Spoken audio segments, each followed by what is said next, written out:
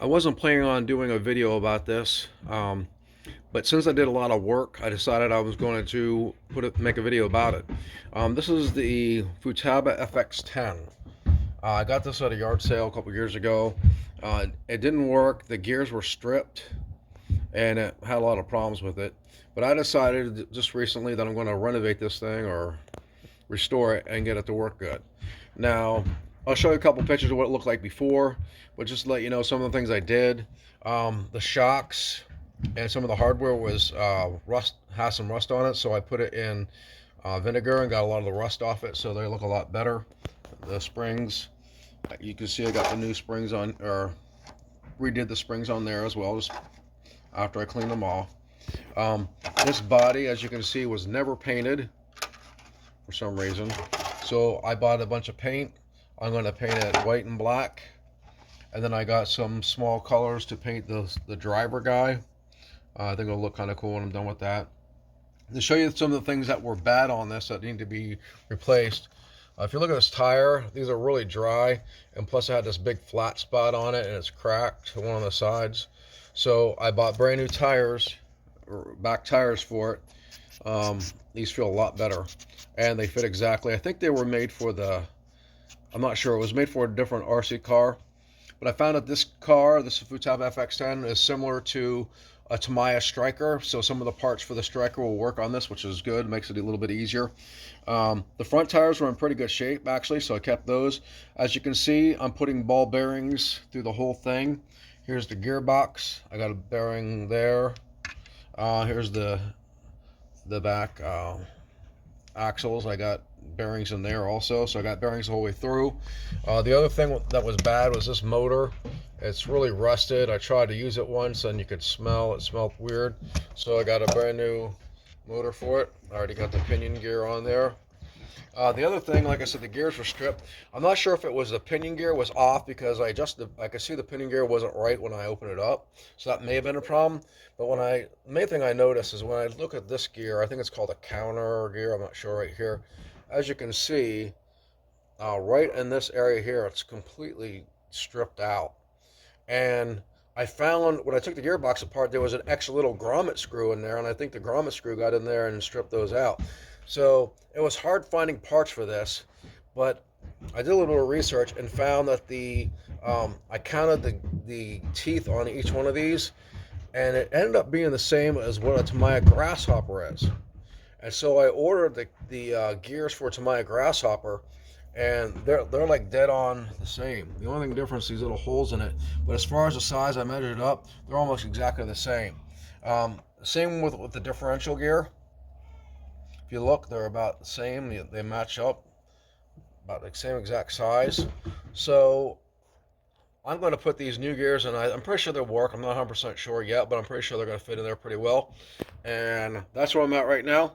I will give you an update when I get further. As you can see, I got both sides of the gearboxes assembled. Fortunately, I found this manual I was able to print out. It's for this car. This manual is not real clear. Everything's kind of black, so you can't see the pictures very well, but it tells you exactly how to do that, so it makes it a lot easier, so I know what size screws and everything, the pins that go through here. So I'm going to put this together and see how this gearbox works out. So right now where I'm at is I got the gearbox completely assembled, got the motor on it, all the pieces that go with it, the shock towers, I got the back shocks on, the dog bones, I got it mounted to the main chassis. And so right now the main thing I got to do is get the electronics installed. So I'm going to start working on that. So I got the whole car back together. You see there's the new motor I got in it. Here's the speed control. I got a Hobbywing 1060. I've never used one of these before, but it seems pretty nice so far. It's pretty small, easy to work with. Down here I have a receiver. It's a Duratrax receiver. I matched this with an old Duratrax radio I had. The original radio for this thing didn't work at all, and I got rid of it. So I thought this one worked pretty good. It's an old style with the big long antenna. As you can see, I got a new wire tube for that, antenna tube. I think it looks kind of cool. I had an old servo for this. I think it was maybe one of the servos that came with it originally. I'm not sure if it was or not, but I matched that servo with it, and it works pretty good. I mean, it's an old servo, but turns the wheels pretty fine. Works good.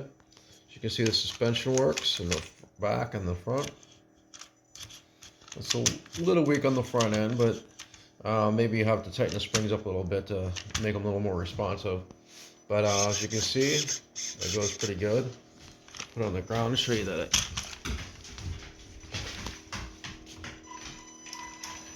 drives. Goes left and right.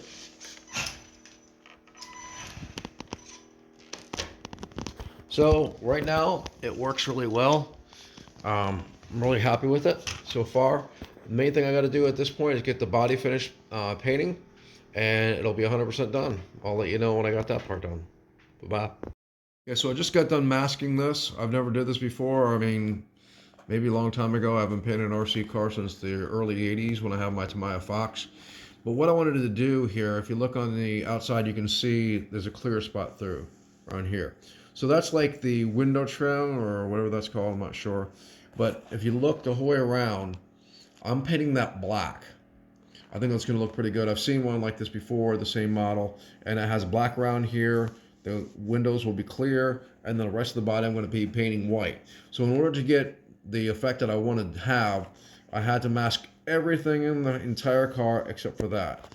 Now as you can see, I have some of this like yellow masking tape and then some blue stuff. The yellow masking tape is the official Tamiya masking tape. The rest of it is just standard tape, painter's tape.